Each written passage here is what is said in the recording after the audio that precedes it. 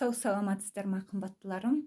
Бүгін бейсенбі, ертең жұма, негізі қазақ халқы айтады. Сәрсенбі, бейсенбі, жұма күні тілеген тілектер қабыл болады дейді, я. Осындай күндері көптеп тілек тілеңіздер. Себебі көптеген адамдар тілек тілеген кезде ол қабыл болады дейді.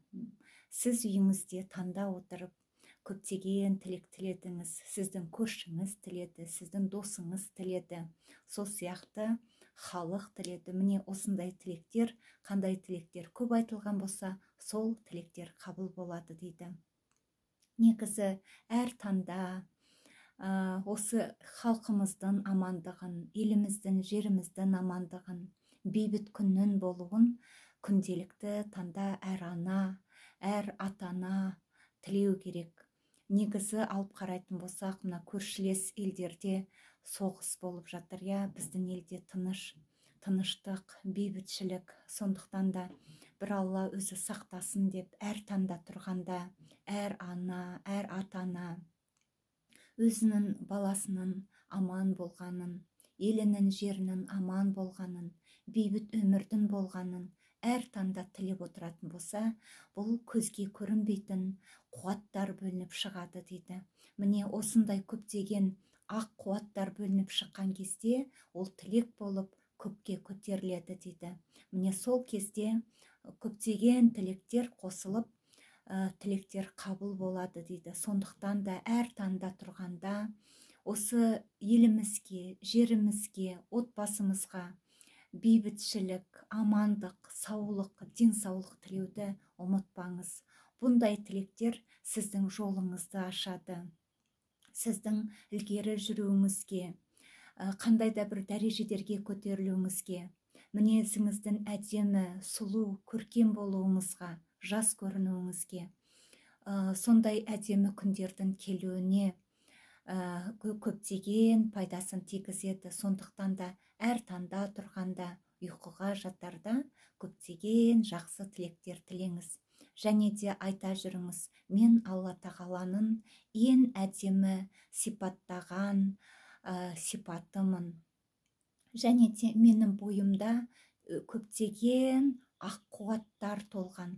Мен сол ақ қуаттармен өз отбасыма, өз туған жеріме, өз еліме, халқыма ақ қуат қосудамын деп, өзіңіз осы қандай да бір жақсы тілектерді жатар кезіңізде айтып жатыңыз. Себебі сіздің бойыңыздан бөлініп шыққан осындай бір әдемі сөздер, әдемі тілектер ақ қуатқа айналып, ол сіздің өміріңізге, ертеңгі атар-таңыңызға береке әкеліп тұрады. Бұл амалдарды мен өз өмірімде өте көп қолданамын.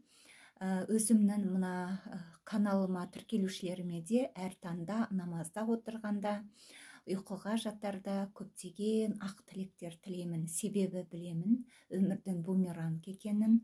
Бұл тілеп айтып жатқан ақ тілектердің өзімнің өміріме, балаларымның өміріне, ұрпағыма, халқыма келетінін білемін.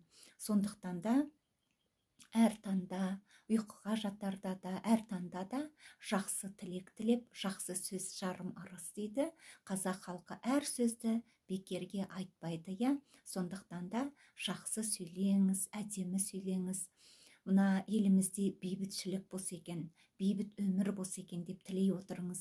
Сіздің жолдасыңыз да қасыңызда болады, сіздің ұлыңыз да қасыңызда болады. Бейбіт елде, бейбіт жерде өмір сүргенде ешқандай да ұйқыңыз бұзылмайды. Сондықтан да әр уақытта елімізде бейбітшілік болуын тілеңіз. Себебі егерде сіз жас болатын болсаңыз, сіздің черновикке жазып тастап, арқарата чистовикке жаза салам деген өміріңіздің екі қайталанып келмейтінін біліңіз, я. Ешкімнің сөзіне еріп кетпеңіз. Себебі бұл сүрген өміріңіз сіздің ғана өміріңіз. Сондықтан да жақсы өмір сүруге тырысыңыз. Қандай да бір жамандықтар, жаман сөздер мысалы айтылып жататын болса, сіз оған мойымаңыз. Себебі сізді жаман айтып жатқан адамның дәрежесі сізден де төмен екенін біліңіз. Себебі сізден жоғары тұрған адам сіз жайында еш уақытта ештеме айтпайды, себебі ол кісінің сіз жайында айтар уақыты жоқ. Сондықтан да сізді біреу жаман айтып жатса, оған ешқандай мұнаймаңыз, көңіліңізді де түсіріп, мән беріп қарамаңыз. Себебі біліңіз, сіз Алланың, ұлы Алланың керемет жаратылысы екенін біліңіз, және де әдемі сөйлей алатыныңызға, осындай дәрежелерге жете алып жатқаныңызға, ақылды болғаныңызға, осы қазақ болып өмірге келгеніңізге, мұсылман болып, адам болып өмірге келгеніңізге Аллаға рахмет айтуды да ұмытпаңыз.